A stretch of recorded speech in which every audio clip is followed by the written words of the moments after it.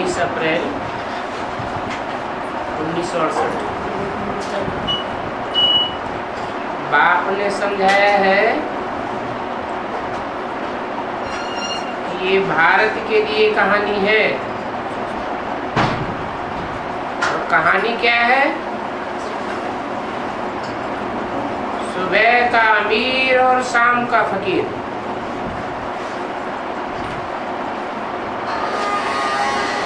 सुबह माना सतयुग की सवेरे में अमीर। कितना अमीर? सारे विश्व का मालिक बन जाता है। और शाम माने कलयुग के अंत में फुल बैगर बन जाता है। तो सुबह का अमीर और शाम का फकीर, इस पर एक कहानी है ना। ये बातें तुम अब अमीर हो तो नहीं सुनते हो।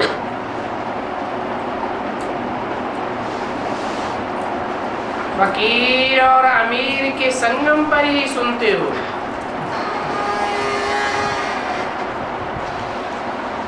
फकीरी और अमीरी का संगम कब होता है?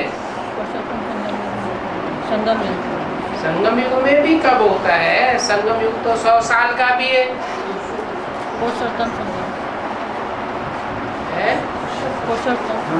पुरुषोत्तम संगम युग भी छोटा मोटा थोड़ा ही है।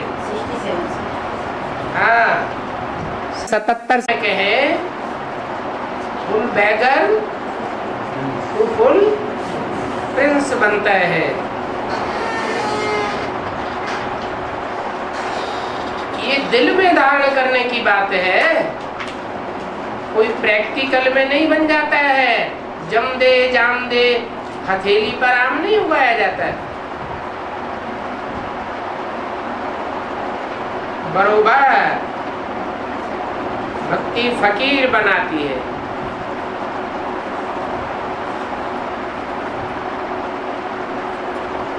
और ज्ञान अमीर बनाता है। भक्ति रावण से आती है, ज्ञान एक बाप से आता है, राम से आता है।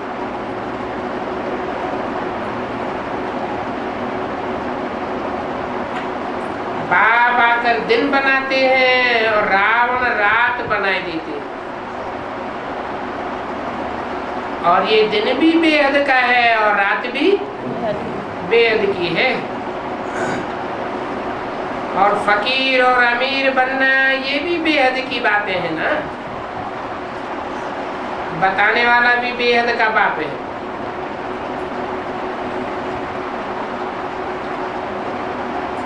अभी सभी पापात्माओं को पावन बनाने की बैटरी एक ही है।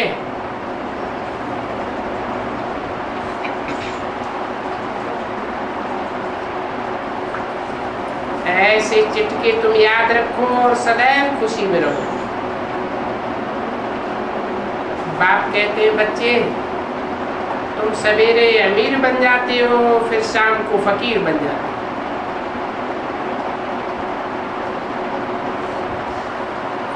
और बार बार ये क्रम चलता है। बाप आकर अमीर बनाते हैं और रावण फकीर बनाए देता है। तो कैसे बनते हो वो भी युक्ति बताते हैं। पतित फकीर से तुम पावन अमीर बनते हो। पतित से पावन, फकीर से अमीर बनने के लिए बात एक ही है, मन मना भव, फिर है मध्याजी भव। मन मना भव मन तो मेरे मन में संकल्प समाया हुआ है, वो संकल्प तेरे मन में भी समा जाए।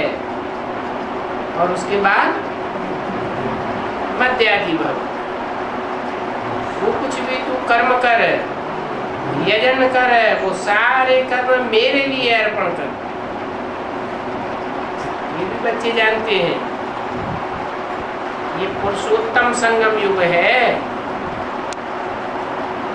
इस युग में पुरुष माने आत्माएं, आत्माओं के बीच में जो भी उत्तम से उत्तम पाठधारी आत्माएं हैं वो सब प्रत्यक्ष होती है।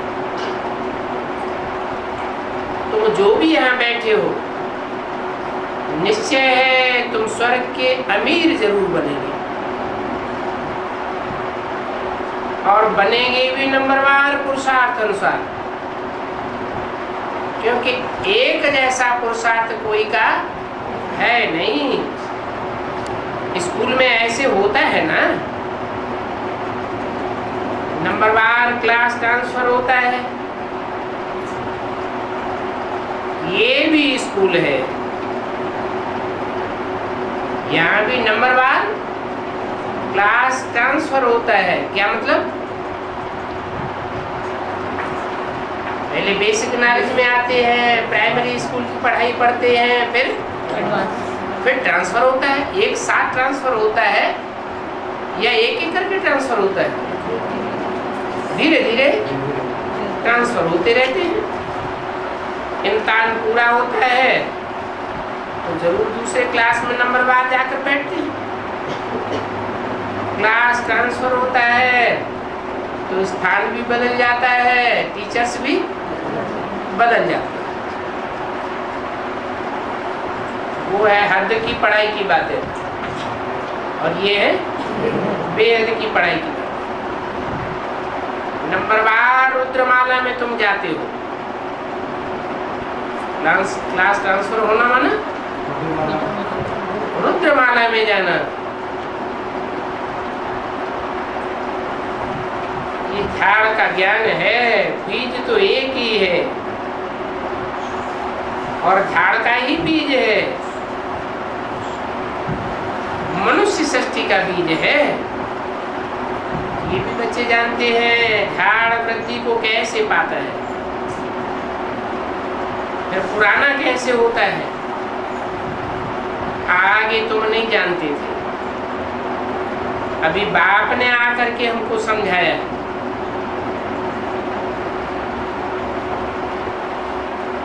अभी है पुरुषोत्तम संगम युग, अभी तुम बच्चों को पुरुषार्थ करना है, दैवी गुण भी धारण करने हैं, इस पर कथाएं भी हैं। दूसरे का खम्भ निकाल कर अपने में डाला, वास्तव में ये खम्भ है दैवी गुणों का, और कोई चीज डालने की नहीं है। तो अपने ऊपर ध्यान देना है, याद की यात्रा से ही पवित्र बनेंगे, और तो कोई उपाय नहीं। बाप जो सर्वशक्तिमान बैटरी है उनसे पूरा योग लगाना है। उनकी बैटरी कब ढीली नहीं होती है।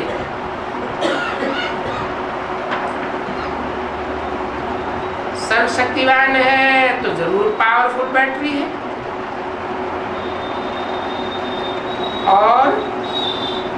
और क्या पहचान है? औरों की बैटरी सतो रजो तमो में आती है, बाप की बैटरी सतो रजो तमो में नहीं आती है, क्योंकि उनकी तो सदा ही कर्मातीत अवस्था है। तुम बच्चे बार बार कर्म बंधन में आ जाते हो, कर्म बंधन में आ जाते हो तो अटैचमेंट में आ जाते हो। कितने कड़े बंधन लग जाते हैं। बाबा के पास तो सभी समाचार आते रहते हैं, बेचारी बांधेलियां कितना मार खाती है।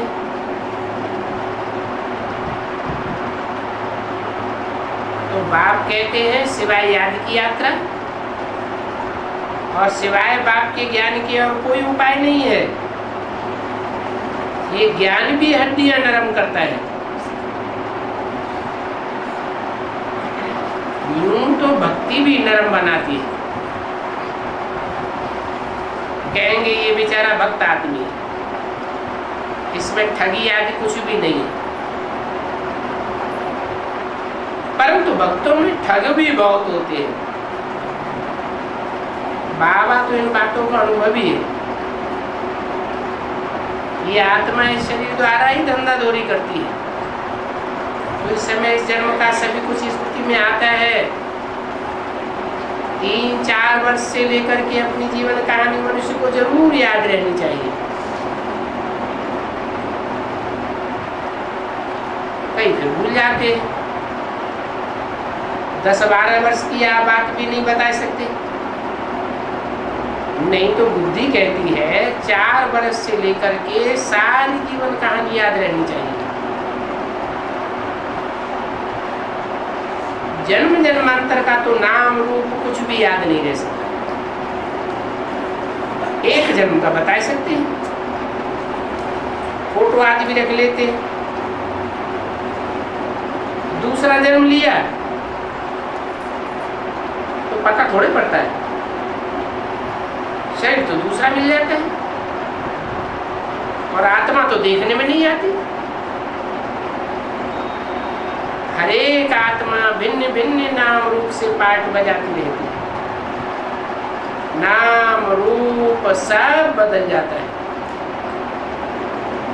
तो बुद्धि में है कैसे एक शरीर छोड़ दूसरा लेते हैं। 84 जन्म, 84 नाम, 84 बाप बनते हैं। अंत में फिर तमो प्रधान संबंध हो जाता है। तमो प्रधान संबंध हो जाते हैं तो कितना व्यभिचार फैल जाता है। इस समय जितना संबंध होता है कलयुग अंत में, उतना और कभी किसी जन्म में नहीं होता है। इस समय देखो किसको 8 बच्चे होंगे तो 8 भाई बहन होंगे। कलयुगी संबंधों की बहुत वृद्धि होती है।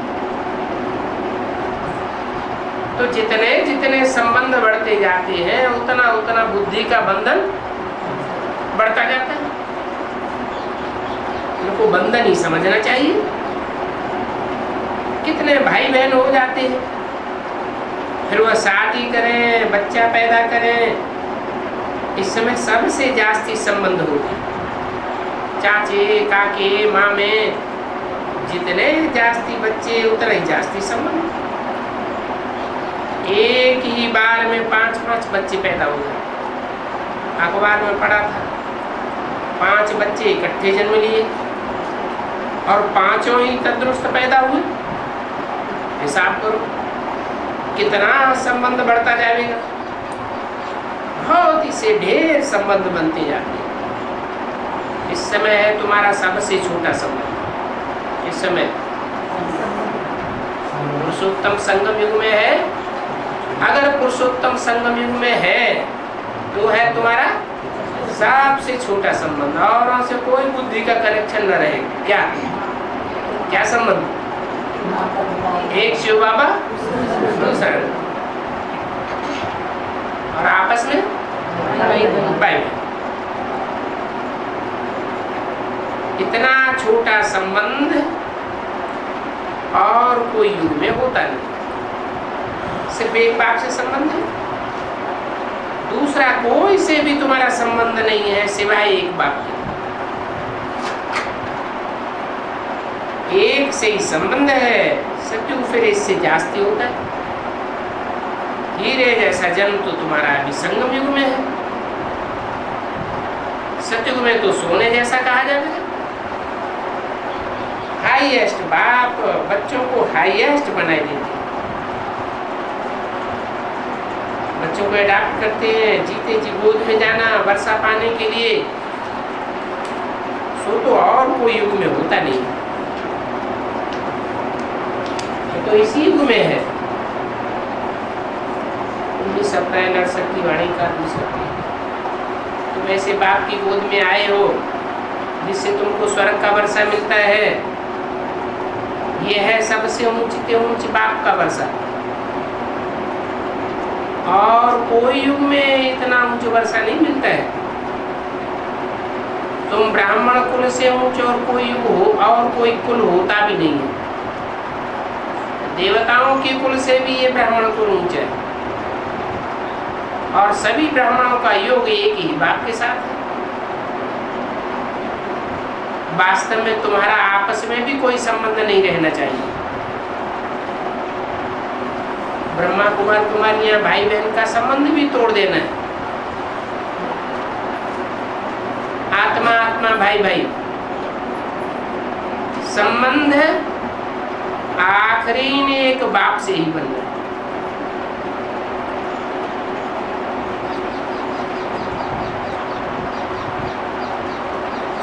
ये नई बात है। पवित्र होकर के वापस भी जाना है। ऐसे ऐसे विचार सागर मंथन करने से तुम बहुत ही रौनक में आ जाते हो। तो सतयुगी रौनक और कलयुगी रौनक में रात दिन का फर्क है। भक्ति मार्ग यही रावण पिछाड़ी में साइंस का घमंड भी कितना हो जाता है। जैसे कि सतयुग से भेंट रखते हैं। कल कलकत्ते से समाचार आया था, बच्ची ने पूछा अभी स्वर्ग में हो व नरक में हो,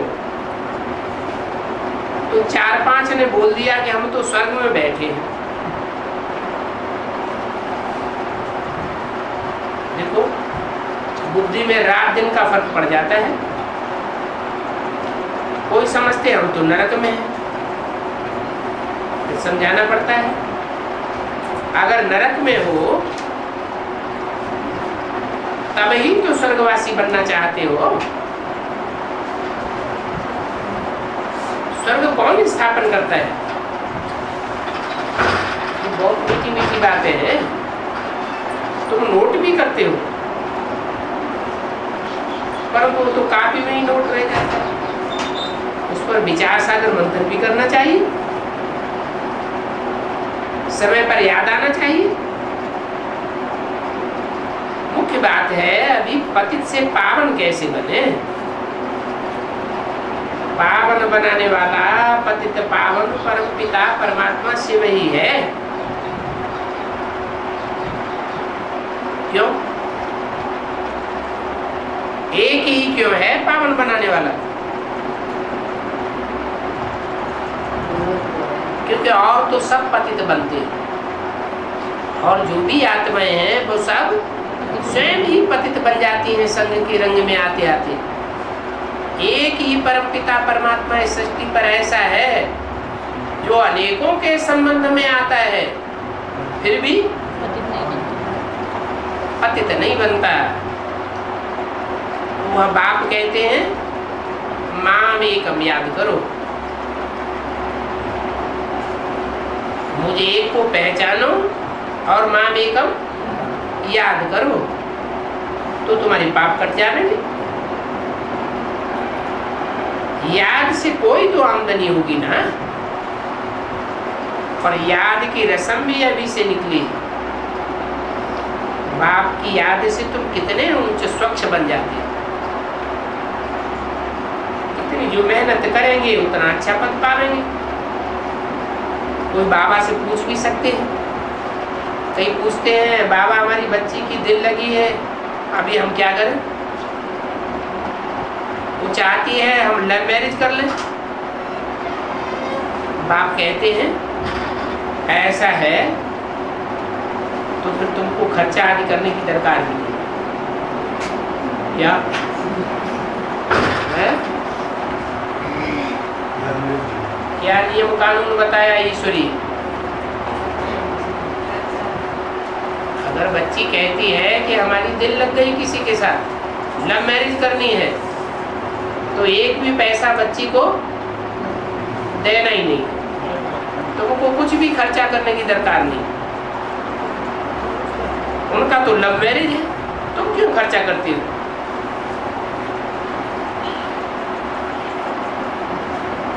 कोई शादी में एक साड़ी भी दे देते हैं ना, एक साड़ी दे देते हैं, शादी हो जाती है। अब वो जाने आपस में। इस हालत में लब हो जाता है, इस हालत में उनकी कोई भी दवाई नहीं। उनको कितना भी समझाओ, उनकी दिल टूटेगी नहीं। इससे छूटना बड़ा ही मुश्किल है। इस समय तो यहाँ संगम युग में बाप तोड़ने वाला बहुत तीखा है। क्या तीखा है? कितना तीखा है? सारी दुनिया का बुद्धियोग तोड़ करके सब आत्माओं को अपने साथ ले जाते। फिर भी अभी कोई सामने आते हैं तो उनको राय दी जाती है। फिर झगड़े भी घर में बहुत हो पड़ते हैं, हर हालत में झगड़ा होता है। विकार के लिए, धन के लिए, जमींदारी के लिए झगड़ा ही झगड़ा। कोई मर जाते हैं, लिखा पढ़ी करके नहीं जाते हैं, तो भी आपस में झगड़ा हो पड़ता है। अगर स्त्री के नाम पर होगा और बच्चा जीता होगा तो भी मामला बढ़ जाता है। मारने की भी युक्ति निकाल लेते हैं। यहाँ तो तुम बच्चों का आपस में कोई संबंध ही नहीं, कोई झगड़े टंटे की बात ही। ऐसा होता है? अगर बाप के बच्चे बने फिर कोई झगड़े टंटे की बात होनी नहीं चाहिए। सिर्फ एक बाप, दूसरा में कोई। बाप तो बेहद का मालिक है, बेहद का वर्षा देगा, बेहद के बच्चों को सेटिस्फाई कर देते। बाप तो बड़ी सहज है।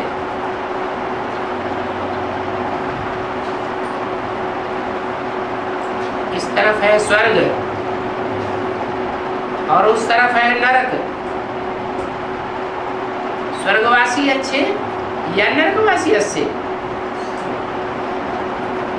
कोई तो कह देते हैं नरकवासी या स्वर्गवासी, इन बातों में हमारा क्या जाता है। जो सयाने समझू होंगे वो कहेंगे स्वर्गवासी ही अच्छे हैं। कई स्वर्ग नरक को जानते ही नहीं, क्योंकि बाप को ही नहीं जानते जो नरक को स्वर्ग बनाने वाला है। बाप की गोद से निकल करके फिर माया की गोद में चले जाते हैं। जब माया की गोद में चले जाते हैं तो उनका ज्ञान ही खलास हो जाता है। फिर ज्ञान के कोई पॉइंट्स बुद्धि में चल न सके। वंडरफुल बात है, सारा ज्ञान बुद्धि में से उड़ जाता है। बाप भी वंडरफुल, ज्ञान भी वंडरफुल, बच्चे भी वंडरफुल। इन वंडर्स को समझने वाला भी ऐसा चाहिए जिसकी बुद्धि उस वंडर में लगी रहे। ये रावण तो वंडर नहीं है, रात दिन का फर्क है। शास्त्रों में तो क्या क्या लिखी है, लिखा है काली देह से निकला, फिर सर्प ने डसा, काला हो गया। अभी तुम अच्छी रीति समझा सकते हो। कहाँ की बात है? काली देह कौन सी है?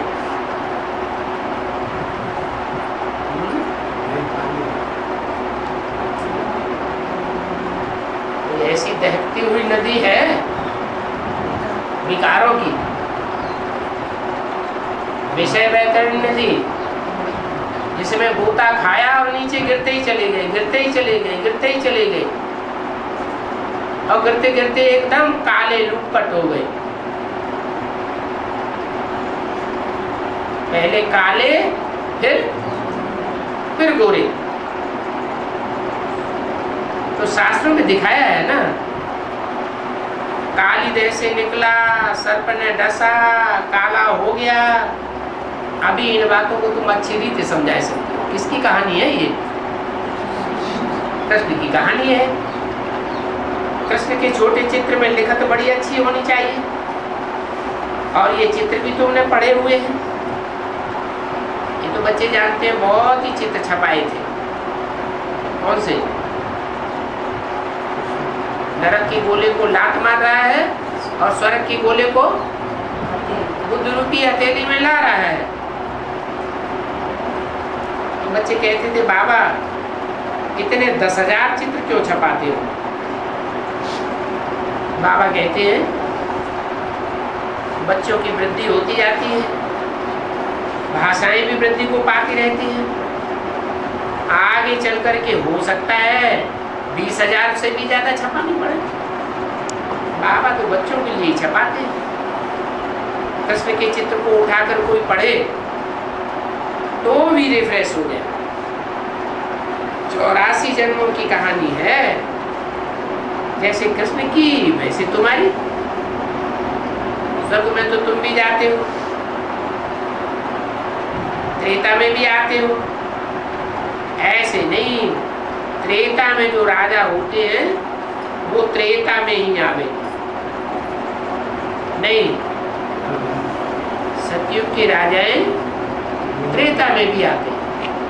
सतयुग में नारायण बनेंगे तो त्रेता में भी राम बनेंगे। तो यहाँ की पढ़ाई से सब क्लियर हो जाता है। पढ़े आगे अनपढ़े जो फेल होते हैं उनको बड़ी ढोनी पड़ेगी। तो ये ड्रामा का राज बाप ही जान सकते हैं और बता सकते हैं। अभी तुम समझते हो तुम्हारे मित्र संबंधी आदि सभी नरकवासी हैं, सब वैश्यालय के रहने वाले हैं। हम पुरुषोत्तम संगम युगी बने हैं, अभी पुरुषोत्तम बन रहे हैं। बाहर में रहने में और यहाँ 7 रोज रहने में बहुत फर्क पड़ जाता है। संग का रंग लगता है ना। हंसों के संग से निकलकर बगुलों के संग में चले जाते हैं, और बगुले तो बहुत बिगाड़ने वाले भी होते हैं। समाचार तो सभी बाबा के पास आते रहते हैं ना। 19 अप्रैल 68 की वाणी का 3रा दिन। बहुत बच्चे मुरली की भी परवाह नहीं करते। बाप समझाते हैं मुरली न पढ़ने की गफलत नहीं करनी चाहिए, मुरली तो रोज सुननी चाहिए।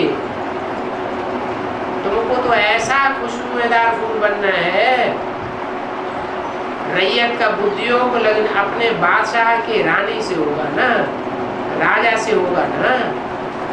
यहाँ भी ऐसे होता है।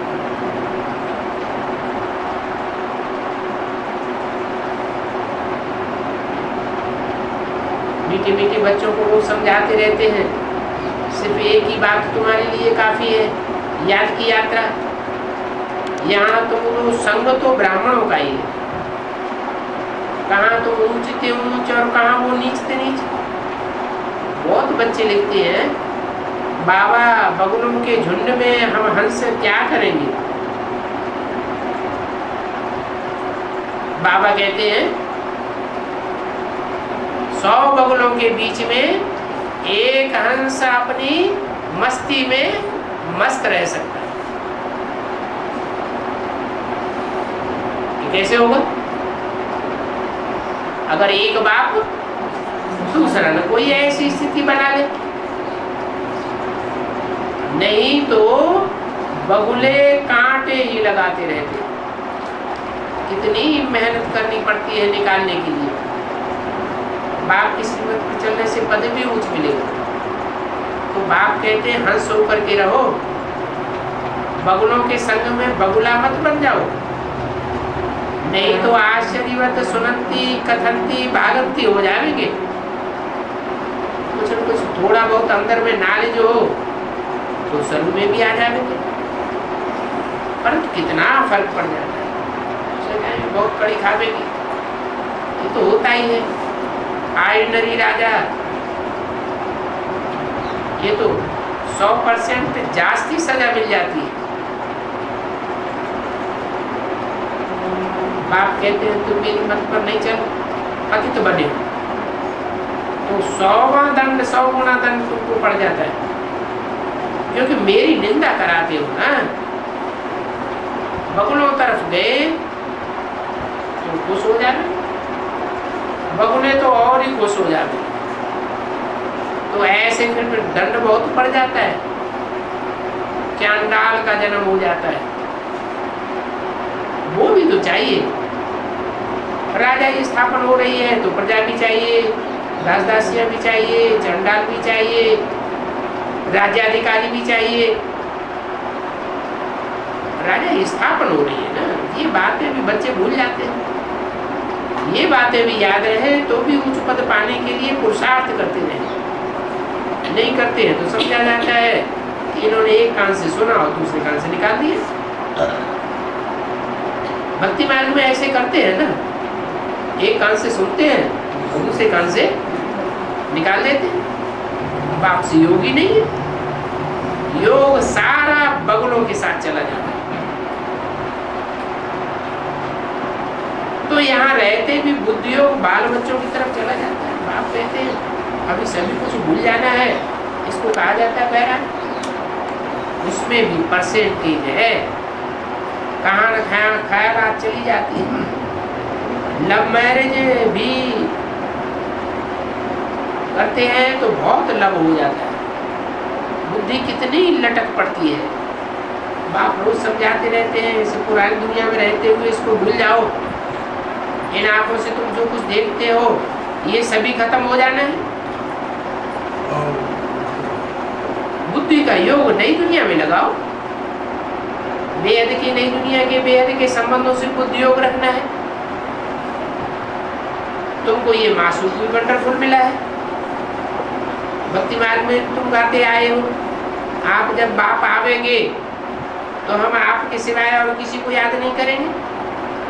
अभी देखो मैं आया हुआ हूँ, तो मुझे ऐसे कहते थे ना भक्ति मार्ग में, तो अभी और तरफ से बुद्धि योग हटाना पड़े, हटाना पड़े है? तो जबरदस्ती है क्या? नहीं हटाते तो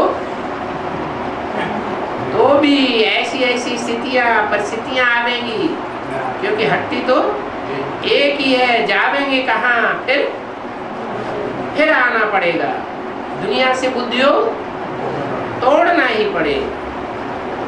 ये सभी जैसे मिट्टी में मिल जाएगी, तुम्हारे जैसा मिट्टी के साथ अभी बुद्धियोग हो गया, मेरे साथ बुद्धियोग होगा तो तुम मालिक बन जाओगे।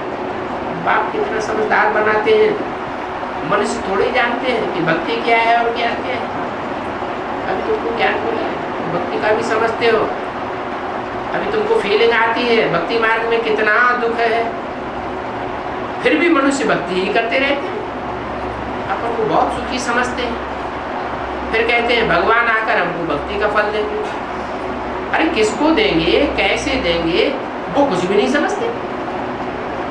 अभी तुम समझते हो भक्ति का फल देने बाप आया हुआ है, विश्व की राजधानी का फल जिस बाप से मिलना है, वो बाप जो कुछ डायरेक्शन देते हैं उस डायरेक्शन पर चलना पड़ेगा।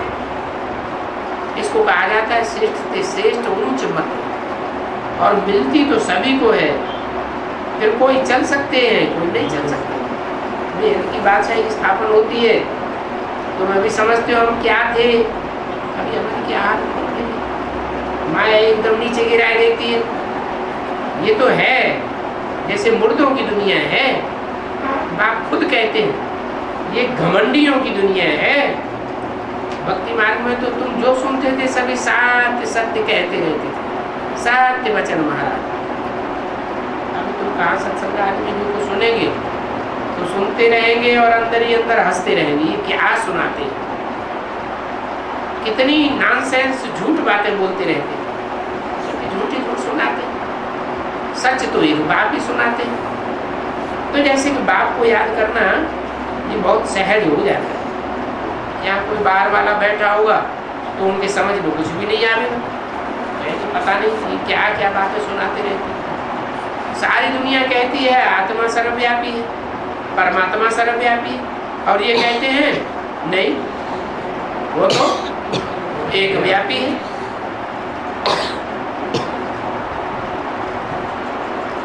कांद उनकी ना करती रही, तुम्हारे अंदर से तो हाँ हाँ निकलती रही। इसलिए नए को यहाँ अलाउ नहीं किया जाता। नया आकर के बैठ गया क्या? यहाँ तो कोई नया नहीं आ गया